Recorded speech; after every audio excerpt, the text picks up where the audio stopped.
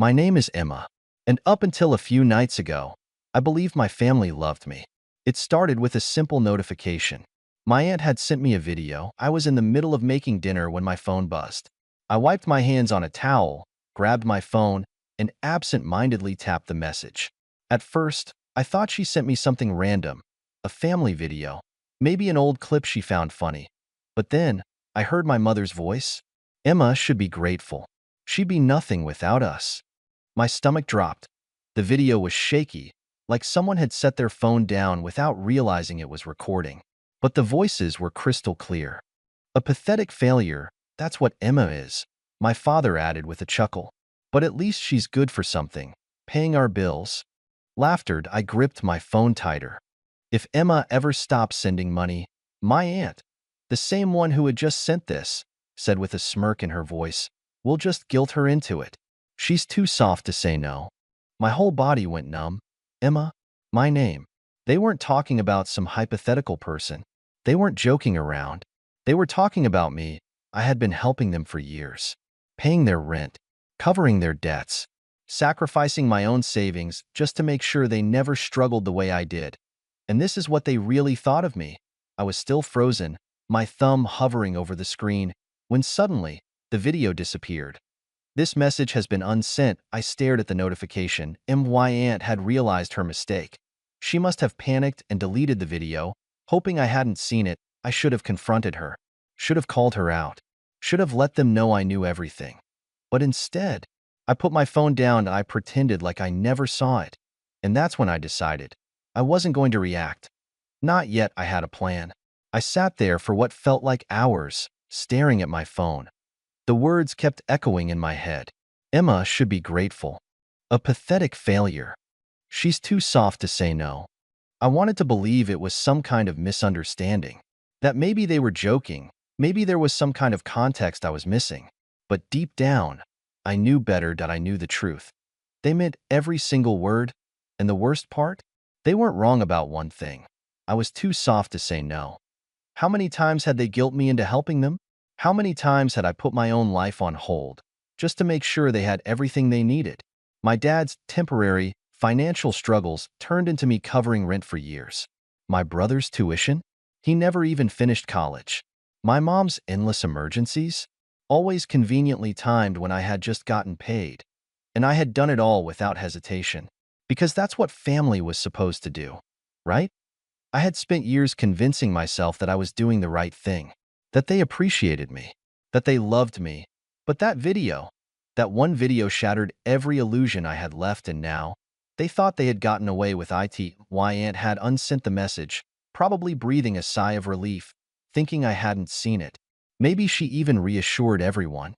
Don't worry, Emma didn't watch it. They thought I was still in the dark. And that was my advantage. I could have texted her right then and there. Could have confronted her, told her I saw everything. But what would that do? They'd just deny it, make excuses, twist the situation to make me feel guilty somehow. Oh. If they thought I was still their naive, obedient little bank account, I'd let them believe it, for now. Because in just a few days, the next payment was due. And this time, things were going to be different. The next morning, I woke up to my usual routine. Except everything felt different.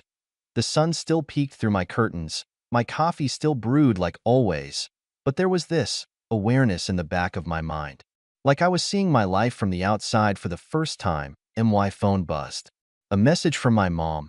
Mom, morning, sweetie. Just checking in. Hope you're doing well. I stared at the message. It was normal. Too normal. She never texted me just to check in. There was always a reason. Always a request hidden somewhere. And sure enough, a few minutes later, Mom. Oh, by the way, rent is due soon. Can you send it by Friday? There it was. The same cycle. The same pattern. But this time, I wasn't going to play along. I typed out a response, my fingers hovering over the keyboard. My usual reply would be something like, of course, or no problem. Maybe I'd even apologize for taking too long, just to make sure they never felt inconvenienced.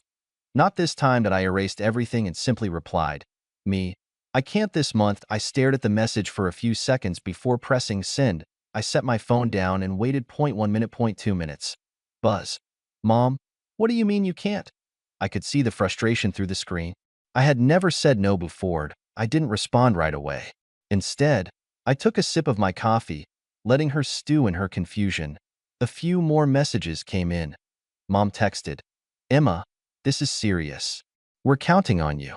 You know we don't have another option right now." Another buzz? This time, my aunt. "Hey, sweetie, your mom is freaking out. Is everything okay?" I almost laughed. "Is everything okay?" Sure. Everything was great. I had spent years paying for their lives, and the one time I even hinted at stopping, they panicked. Not once did they ask if I was okay, if I needed help.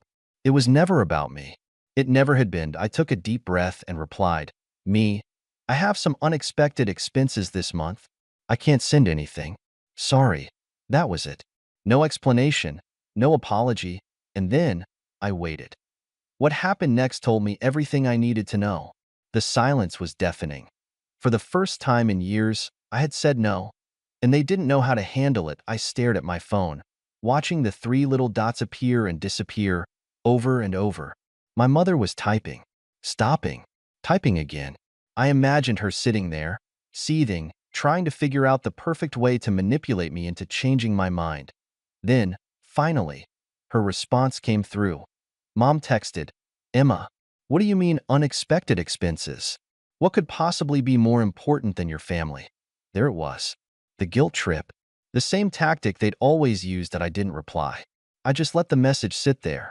Less than a minute later, "Mom, you know your brother has no way to cover rent. If he gets kicked out, that's on you, Dada." The brother card. Classic. Then another message, "Mom, we raised you, Emma. We took care of you when you had nothing. Is this how you repay us?" I clenched my jaw, my fingers tightening around my phone. When I had nothing, they never took care of me. I put myself through school. I worked 3 jobs to escape that house. And the moment I had money, they latched onto me like leeches, draining me dry. I had nothing because they took everything. My phone buzzed again. Aunt texted, "Emma, sweetheart, don't do this. We're family. Your mom is just upset. You know how she gets. Just send the rent and everything will be fine. Everything will be fine." Fine for who? I put my phone down, my heart pounding. I needed a second to breathe, to think. I walked to the kitchen, poured myself a glass of water, and took a slow sip. Staring at the clock on the wall, I could feel it. Something shifting inside me. For years, I had been scared of this moment. Scared that if I ever stopped paying, they'd hate me. They'd cut me off. They'd turn their backs on me. But now, I knew the truth. They never loved me. They loved what I could give them. And the moment that stopped, they would show me exactly who they were. I walked back to my phone, picking it up with steady hands. This time, the message was from my father. Dad texted, "Emma, I don't know what's gotten into you, but this is unacceptable. You're being selfish. This family needs you, and you're acting like some entitled brat. Grow up and do the right thing." There it was. The final mask slipping. No more fake sweetness. No more pretending to care. Just demands. I stared at the words, my heart pounding in my ears, and then another notification popped up. A voice message. From my aunt. My hands trembled as I hesitated, my thumb hovering over the play button. Something told me this was going to change everything. I hesitated. For a long moment, I just stared at the little play button on the screen. A voice message. From my aunt. My heart pounded against my ribs. She wasn't the type to send voice messages. If she had something to say, she usually sugar-coated it in text. Passive-aggressive, but with just enough fake sweetness to make me feel guilty. But this was different. Slowly, I pressed play. Her voice came through, sharp and impatient. "Emma, listen. I don't know what kind of game you think you're playing, but this isn't funny. Your mother is losing her mind. Your dad is furious. And honestly, I don't blame them. You've always been, well, a little ungrateful, but this is beyond selfish." I felt my stomach tighten, but I forced myself to keep listening. "You have a good job, don't you? You make more than any of us. You don't even need that money. Meanwhile, your family is struggling. And what? You just wake up one day and decide you don't care anymore?" A bitter laugh. "You owe them, Emma. After everything they've done for you. After all the sacrifices they made, they gave you life. And now, you're just going to walk away? Pretend they don't exist? What kind of daughter does that? She exhaled sharply, and for a second, I thought she was done. But then, you know what? Her tone darkened, colder now. If you really want to be that kind of person, fine.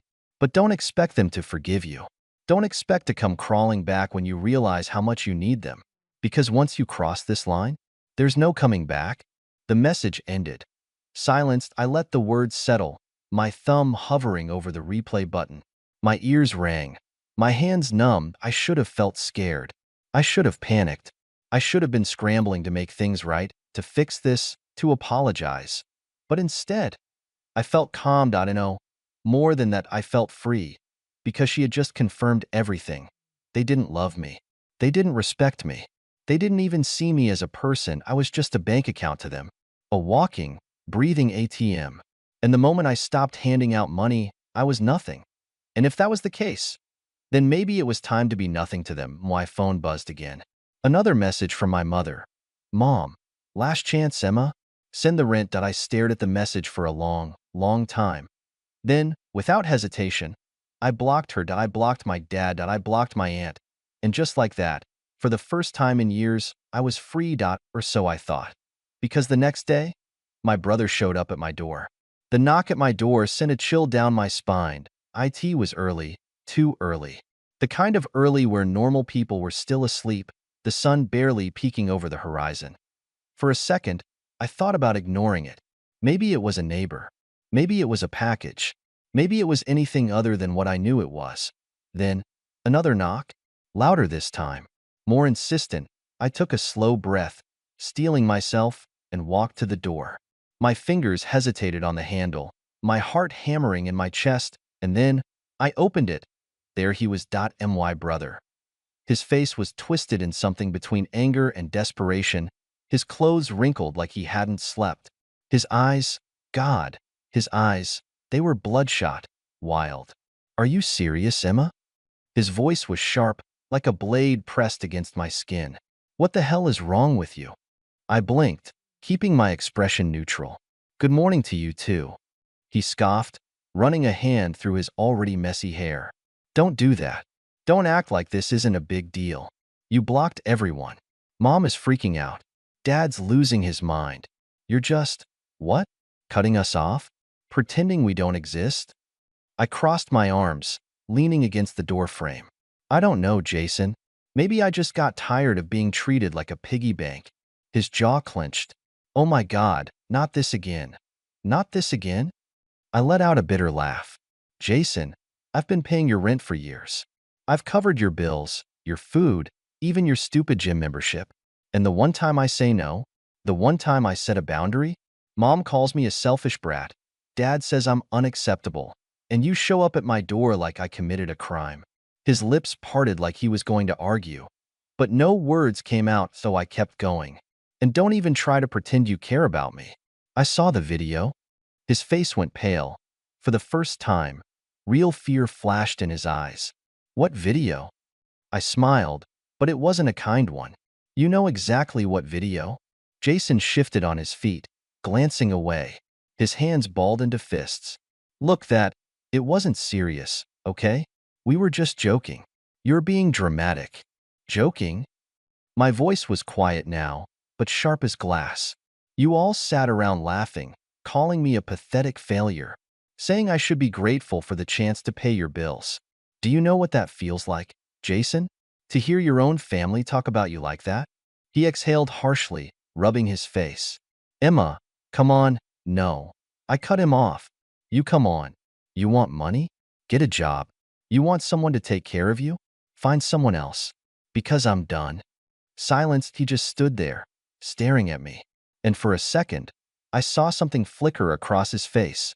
Something raw. But it was gone just as quickly. You don't mean that, he muttered. I held his gaze. Yes, I do. Another silence. Then, his expression hardened.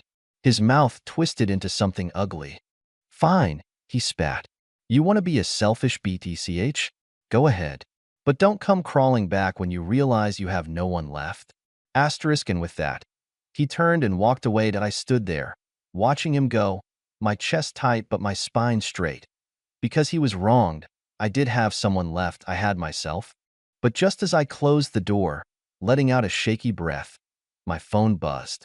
I glanced at the buzzing phone again, the familiar name flashing on the screen. It was my mother, but I wasn't going to pick up.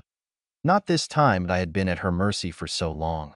Her demands, her guilt trips, the way she'd used my own sense of responsibility against me, manipulating me into giving up everything I had just to keep her from falling apart. Not anymore. I turned the phone over, face down, and walked away. The truth was, I was done. Done with being the constant source of money, the safety net that kept my family afloat when they couldn't be bothered to make their own way in the world. Done with the lies and the manipulation.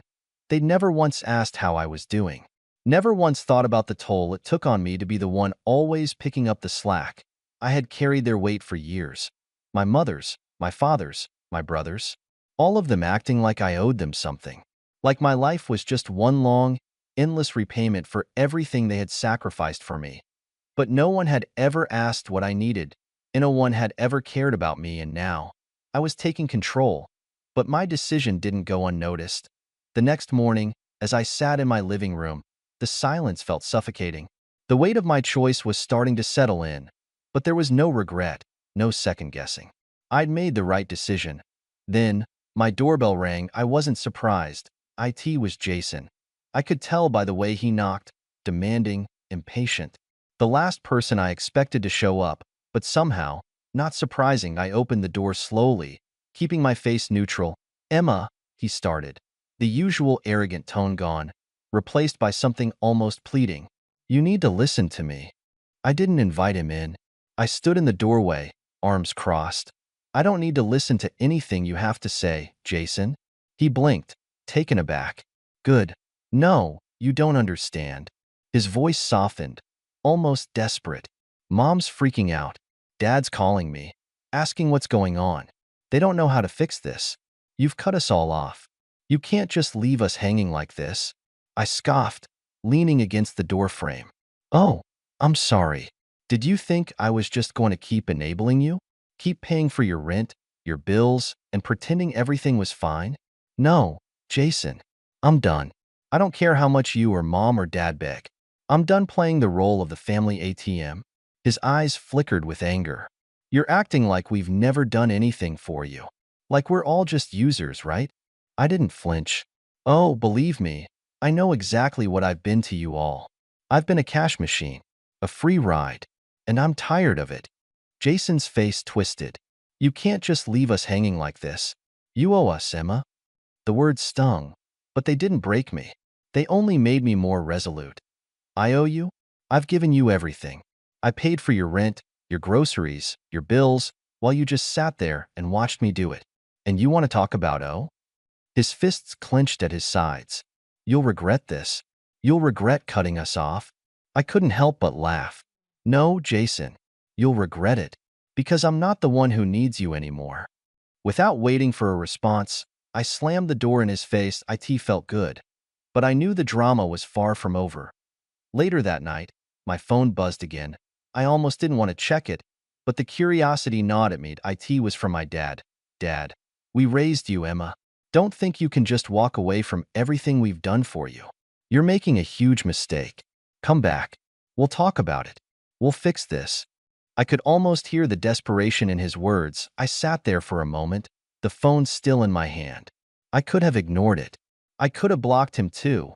But instead, I had a better idea. I wasn't just going to block them. I was going to make them pay for every single lie, every single moment they'd taken me for granted.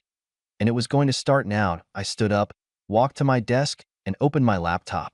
It was time to send them a message they'd never forget. And so I started typing. I sat at my desk, staring at the screen of my laptop, my fingers hovering over the keys. I wasn't just going to sit back and let them waltz back into my life as if nothing had happened. No, I was done being the punching bag. This time, I was taking control. I thought back to everything I had done for them. All the payments I had made, the bailouts, the times I had swallowed my pride and helped them even when I knew I was the one being drained. No more. Now it was their turn to feel the sting of their actions. I opened my email and started typing. First, I gathered all the financial records, every payment I'd ever made for their bills, every bank transfer, every check I had sent over the years to help cover their mistakes. It was time to remind them of what they had taken from me. I included a note at the top of the email. Here's a detailed summary of everything I've done for you over the years. I'm done being your lifeline. I'll no longer be your ATM, and I'll no longer let you make me feel guilty for choosing myself. Consider this my final invoice. You don't owe me anything anymore, but you will owe yourself the realization of how much I've sacrificed, all because I thought family was supposed to help each other, not drain each other. Then, I attached the receipts, the bills, the payments that I hit send. But that wasn't the end. Not by a long shot. I logged into the family group chat where they used to keep me on edge with their complaints, their endless demands. I scrolled through the messages, reading the ones where they'd claimed they needed me, where they'd guilt me into helping them. Then, I did something I hadn't done in years. I replied, "You all talk a lot about what you've done for me, but you've forgotten how much I've given up for you. And here's the reality check. You never needed me. You just used me. I'm done. This is my last message. Don't ever contact me again." I sent it.